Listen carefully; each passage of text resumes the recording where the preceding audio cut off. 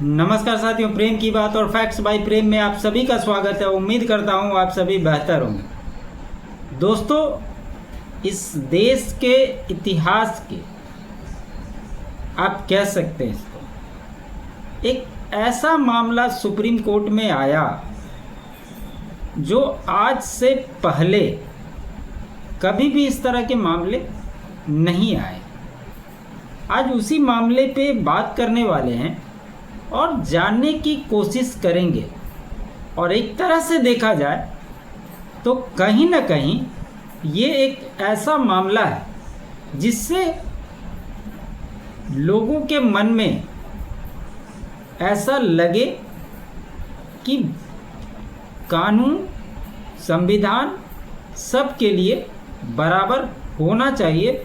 जो हम लोग कई सारे सुप्रीम कोर्ट के बारे में जब भी विश्लेषण करते हैं तो इस बारे में लगातार इस बात की चर्चा होती कि क्या जो सुप्रीम कोर्ट हो, हाई कोर्ट हो, उनके जो जज होते हैं क्या उन्हें ही कानून की सबसे ज़्यादा जानकारी होती है? क्या इस देश में जो लोग बिना लॉ पढ़े हुए रह रहे हैं क्या उन्हें कानून की जानकारी नहीं हो सकती?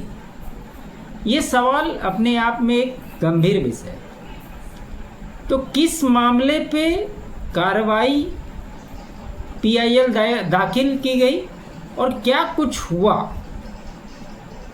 एक याचिकाकर्ता ने सुप्रीम कोर्ट में दिल्ली के सिटिंग जजों के ऊपर एफआईआर करने की मांग को लेकर एक याचिका दायर की सुप्रीम कोर्ट में।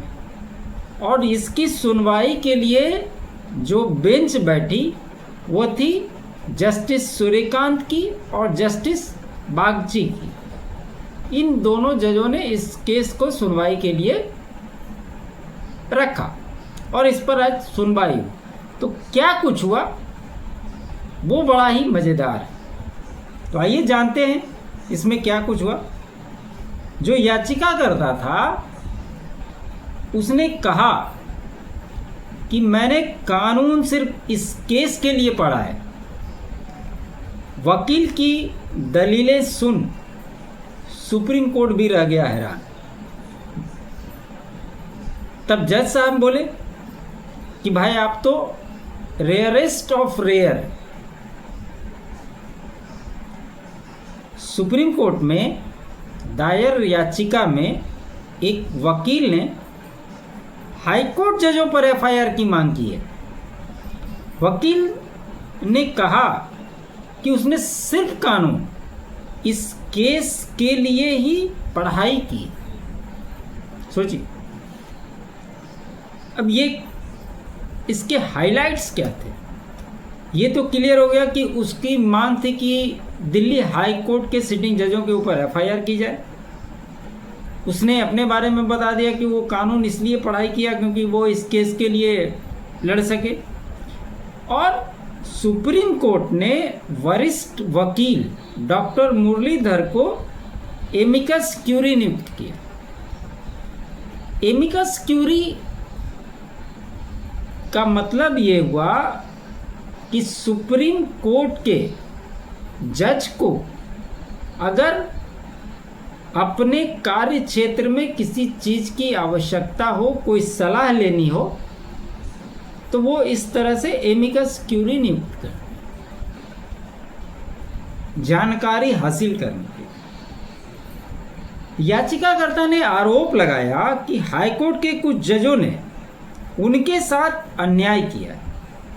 इस पर कोर्ट ने पूछा कि किस कानून के तहत आप जजों पर एफआईआर की मांग कर रहे हैं। जब याचिकाकर्ता ने कोई स्पष्ट कानूनी आधार नहीं बताया तो जज साहब नाराज हो गए। फिर जज ने पूछा कि बिना अनुभव के कैसे केस लाए। जस्टिस सूर्यकांत साहब ने पूछा कि आपने कितने केस लड़े? जवाब मिला कोई नहीं, सिर्फ यही केस है और इसी के लिए मैंने कानून पढ़ा है। कोर्ट ने पलटकर कहा, आपके वाकई एक्स्ट्रा ऑर्डिनरी इंसान, आप वाकई में एक्स्ट्रा ऑर्डिनरी इंसान। जब कोर्ट ने पूछा, उसका जो मामला था दिल्ली हाई कोर्ट के अंदर, उसको स्टडी करने के बाद सुप्रीम कोर्ट ने पूछा कि आपने ट्रिब्यूनल में बिना शर्त माफी क्यों मांगी थी? तो याचिकाकर्ता ने जवाब दिया, उन्हें हाई कोर्ट के जस्टिस विपिन सांदी जज थे, उनका नाम लेते हुए कहा कि ऐसा करने के लिए उन्होंने कहा था। इस पूरे घटनाक्रम के बीच सुप्रीम कोर्ट ने वरिष्ठ वकील डॉक्टर मुरलीधर को मामले में एमिकस क्यूरी नियुक्त कर दिया है और कहा कि उन्हें याचिका की कॉपी उपलब्ध कराई जाए ताकि इस पर स्टडी हो सके कि आखिर ये किस कानून के प्रावधान के तहत आएगा। कोर्ट में क्या कुछ बहस हुई, उसको थोड़ा जान लेते हैं। याचिकाकर्ता के वकील ने जैसे ही अपनी बात रखनी शुरू की तो सुप्रीम कोर्ट की बेंच हैरान रह गई।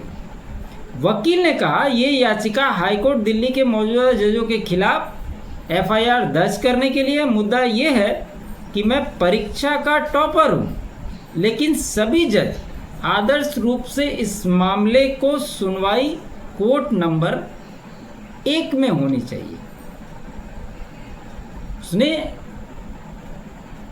पीआईएल दाखिल की, उसी की याचिका सुनवाई हो रही थी। जस्टिस सूर्यकांत और जस्टिस बागची इसको सुन रहे थे, लेकिन उसने ये भी डिमांड की, क्योंकि वो क्वालिफाइड है, टॉपर रहा हुआ है, तो वो 1 नंबर अदालत में सुनवाई होनी चाहिए। 1 नंबर अदालत मतलब सीधे सीजीआई इस पर सुनवाई करते, ये उसका कहना था। अब इतना सुनते ही कोर्ट ने वकील को बीच में ही रोक दिया। बेंच ने सख्त रूप अपनाते हुए कहा, आप हमें बताएं कि किस कानून के तहत जजों पर आपके खिलाफ फैसला सुनाने के आरोप में मुकदमा चलाया जा सकता है, सिर्फ इसलिए कि अवैध और उलझलू याचिकाएं दायर की जा रही है। इस पर याचिकाकर्ता कहता है, एक साधारण व्यक्ति के लिए कोई उपाय नहीं है, ये मनगढ़ंत आदेश है। अगर मैं प्रधानमंत्री कार्यालय में काम कर रहा होता तो क्या मेरे साथ ऐसा होता? ये एग्जाम्पल दे रहा था कि आज के समय में कोई भी साधारण व्यक्ति के बारे में अगर किसी भी तरह से, किसी भी कोर्ट से, चाहे लोअर कोर्ट हो, हाई कोर्ट हो, सुप्रीम कोर्ट, गलत फैसला आ जाए तो वो क्या करेगा? और क्या इस देश में कईयों ऐसे उदाहरण हैं जिनके ऊपर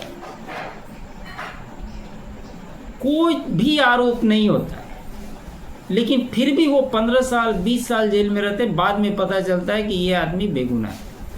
ऐसे मामले में उसके जो उतने समय बर्बाद हो, उसका हर्जाना कौन देगा? यह सवाल तो आज के समय में बना हुआ है ना, और इसका जवाब भी लोगों को मिलना चाहिए। यह भी बड़ी बात है। इसके वजह से उसने ये बात कही। फिर जस्टिस सूर्यकांत ने कहा, आप असाधारण व्यक्ति हैं, आप आईआईटी आईएम से ग्रेजुएट हैं, इस देश में कितने लोगों के पास यह योग्यता है? हम आपकी याचिका सुनकर गौरवान्वित महसूस कर रहे हैं। मतलब जज साहब भी मजे लेने में पीछे नहीं हट रहे थे। फिर याचिकाकर्ता कहता है, क्या न्यायमूर्ति गिरी यहाँ आए थे? तो जस्टिस सूर्यकांत ने कहा, हम उन्हें न्यायमित्र नियुक्त करते हैं। जैसे उन्होंने कहा, याचिकाकर्ता ने कहा, मुझे अब उन पर ज़्यादा भरोसा नहीं है। सूर्यकांत साहब फिर कहते हैं, आपका कैलिबर इतना बड़ा है कि हमें सहायता के लिए वकील की जरूरत है। इसके बाद याचिकाकर्ता के अनुरोध पर कोर्ट ने दिल्ली उच्च न्यायालय के पूर्व न्यायाधीश डॉक्टर मुरलीधर से न्यायमित्र के रूप में सहायता करने का अनुरोध किया। तो अगर इस तरह के कई सारे केस सुप्रीम कोर्ट में उल जलूल बहुत सारे केस जाते हैं और कई सारे केस पे सुप्रीम कोर्ट एंटरटेन भी करती है, लेकिन जजों के खिलाफ एफआईआर दर्ज हो, ये अपने आप में एक अनोखा मामला है। आप भी ज़्यादा दिन नहीं हुआ है, जस्टिस यशवंत वर्मा के खिलाफ जो आउट हाउस में जले हुए नोटों के बंडल मिले थे, उसके बावजूद उनके खिलाफ एफआईआर नहीं हुई।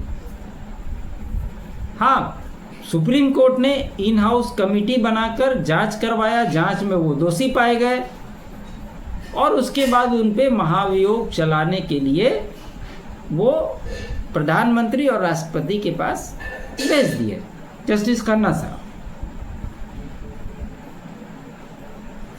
तो इतनी आसान बात नहीं है, और ऐसे में कोई व्यक्ति पहुंचकर ये बोले कि अभी वर्तमान के सिटिंग जजों के खिलाफ मुझे एफआईआर करनी है क्योंकि उन्होंने जो फैसला दिया वो गलत था।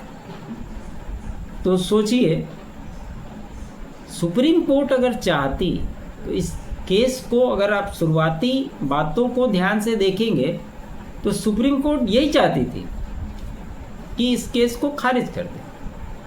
लेकिन फिर सवाल ये उठता कि आज एक व्यक्ति आया है, धीरे धीरे और भी लोग इस प्रकार के केस लेकर के आने लगेंगे।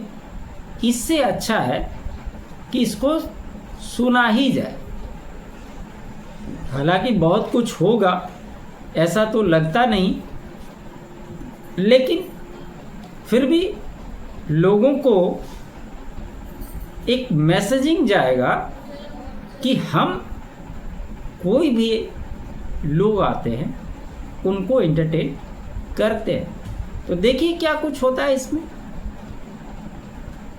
बहुत कुछ तो होने जाने वाला है नहीं, लेकिन ये अपने आप में बड़ा ही अनोखा मामला है। तो यही खबर थी दोस्तों। उम्मीद करता हूँ ये विश्लेषण आपको अच्छा लगा हो। अच्छा लगे तो लाइक ज़रूर कीजिएगा, अधिक से अधिक शेयर कीजिएगा। चैनल पे नए हैं तो चैनल को सब्सक्राइब कर लीजिएगा। साथ ही साथ मेरे अल्टरनेट चैनल फैक्ट्स बाय प्रेम को भी आप सब्सक्राइब करें। कंट्रीब्यूट करना चाहें तो बाकी डिटेल आपके स्क्रीन पे दिखाई देंगे। आप सभी का बहुत बहुत धन्यवाद। जय हिंद, जय भारत।